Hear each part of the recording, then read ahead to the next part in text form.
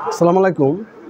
ভারতের পহেলগামে সন্ত্রাসী হামলার 26 জন নিহত হওয়ার পেছনের আন্তর্জাতিক তদন্ত এবং সঠিক তদন্ত না করে ভারত পাকিস্তানের উপরে দোষ চাপিয়ে রাষ্ট্রীয় সন্ত্রাসী বাহিনীর মতো পাকিস্তানের উপরে সন্ত্রাসী আক্রমণ নিয়ে ঝাঁপিয়ে পড়ে। পাকিস্তান বিশ্বের কাছে দাবি করেছে যে এটা আন্তর্জাতিক তদন্ত করে প্রয়োজনীয় ব্যবস্থা নেওয়া হয়, কিন্তু ভারত কোনো অপেক্ষা না করে একের পর এক আক্রমণ শানিয়ে যাচ্ছে। এই জন্য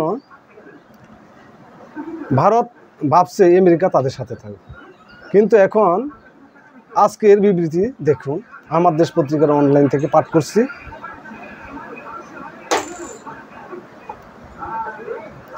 পাকিস্তানের নিরপেক্ষ তদন্তের আহ্বানে যুক্তরাষ্ট্রের সমর্থন।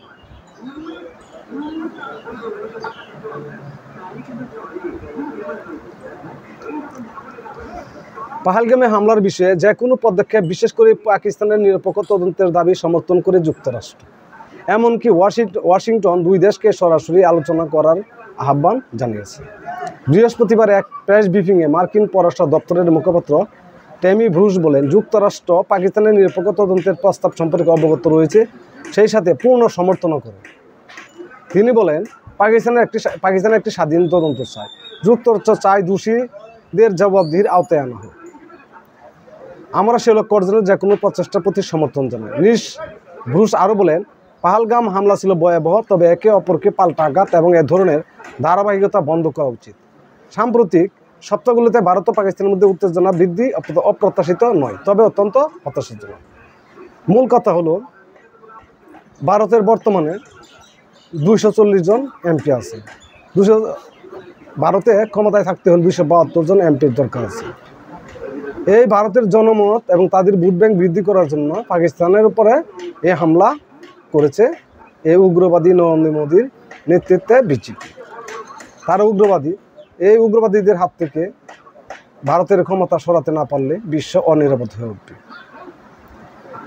তা এখন এটা যদি তদন্ত হয়, তাহলে ভারত বেকায়দায় পড়বে এবং এটা আন্তর্জাতিক আদালতে নরেন্দ্র মোদীর বিরুদ্ধে গ্রেপ্তারি পরোয়ানা জারি হতে পারে এবং জরিমানা হওয়ার সমূহ সম্ভাবনা আছে।